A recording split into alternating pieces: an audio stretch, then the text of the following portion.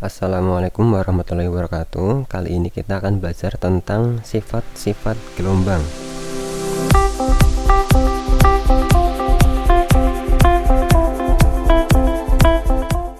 Di video kali ini berbeda dengan video yang sudah ada biasanya di YouTube. Kali ini kita akan belajar lebih banyak praktek, tidak cuma teori-teori atau gambar, tapi kita akan melihat bagaimana fenomena atau kejadian fisika itu di dunia nyata.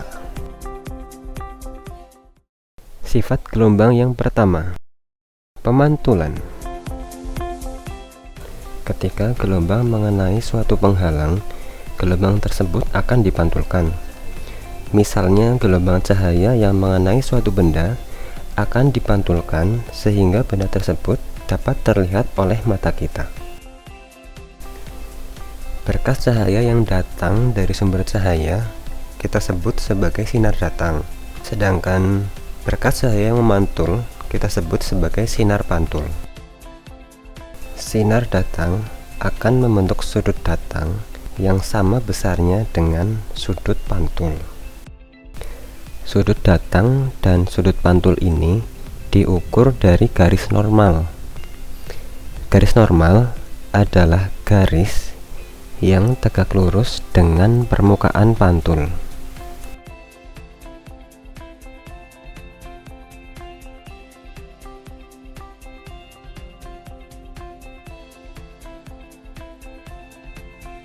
Konsep yang telah kita bahas tadi dinyatakan dalam hukum pemantulan cahaya. Yang pertama, sinar datang, sinar pantul, dan garis normal terletak dalam satu bidang datar. Yang kedua, sudut datang I dan sudut pantul R besarnya sama. Ya, begitu saja. Langsung kita coba contoh. Ada suatu pertanyaan. Sinar datang mengenai cermin dan memantul seperti ditunjukkan pada gambar di samping. Berapakah besar sudut datangnya? Di sini diketahui bahwa besar sudut antara permukaan pantul dan sinar pantul adalah 53 derajat. Yang ditanyakan adalah besar sudut datangnya. Di manakah letak sudut datangnya? Yang sebelah kiri atau sebelah kanan? Ya, sudut datang adalah yang sebelah kanan.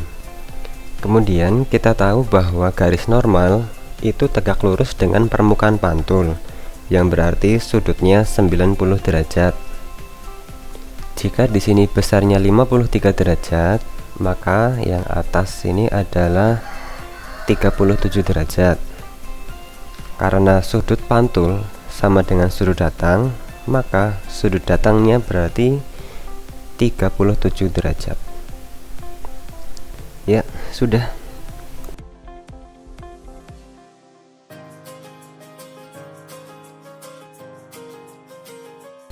Sifat pemantulan ini juga berlaku pada gelombang air.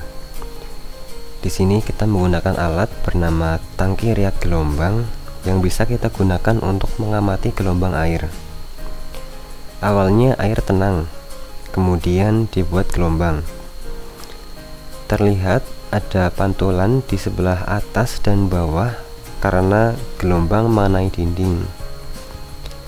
Nah, untuk lebih mudah mengamati, kita pasang penghalang di tengah sebagai bidang pantul.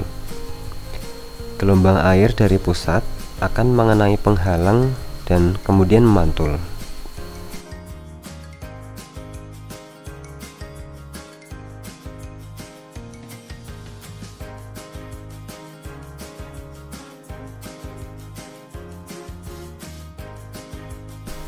Pada gelombang air yang mengenai bidang datar tersebut seolah-olah akan menjadi cermin datar yang menghasilkan bayangan seperti ini.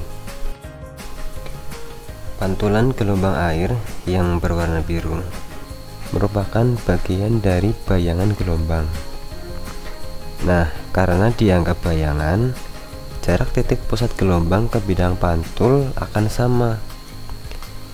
Gelombang asli berjarak X, bayangannya pun sama berjarak X. Kemudian kita amati satu bagian gelombang, misal satu sisi sebelah sini. Bagian tersebut bergerak dari pusat gelombang searah dengan rambatan muka gelombang yang menjauhi titik pusat. Bagian gelombang tersebut akan memantul seperti pantulan sinar yang mengenai cermin datar. Dengan demikian, pada gelombang air juga berlaku hukum pemantulan, bahwa sudut datang sama dengan sudut pantul.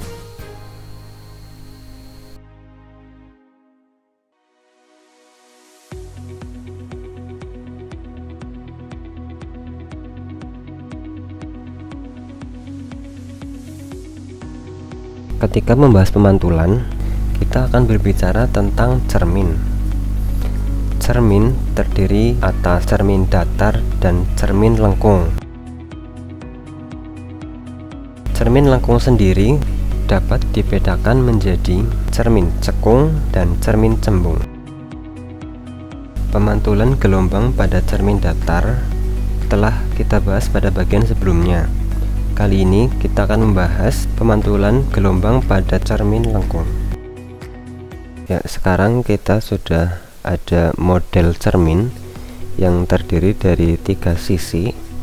Sisi yang pertama datar, kemudian ada yang cekung, dan ada yang sisi cembung. Pemantulan pada cermin datar telah kita bahas pada bagian sebelumnya. Sekarang kita akan melihat pemantulan pada cermin cekung. Sinar-sinar yang memantul pada cermin cekung akan mengumpul pada satu titik yang disebut sebagai titik fokus. Berkas cahaya yang mengumpul ini dapat disebut juga sebagai berkas cahaya yang konvergen.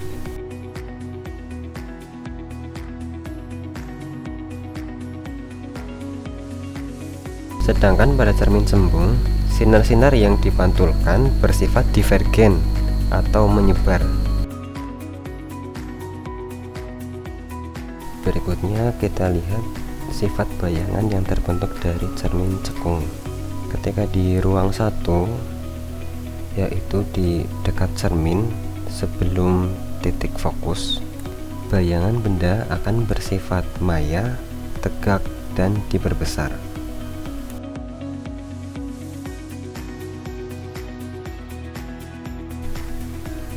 Ketika di ruang 2, bayangan akan bersifat nyata, terbalik, dan diperbesar. Kemudian ketika mundur lagi di ruang 3, sifat bayangannya menjadi nyata, kemudian terbalik, dan diperkecil. Kemudian jika diganti dengan cermin cembung, bayangannya bersifat maya, tegak, dan diperkecil.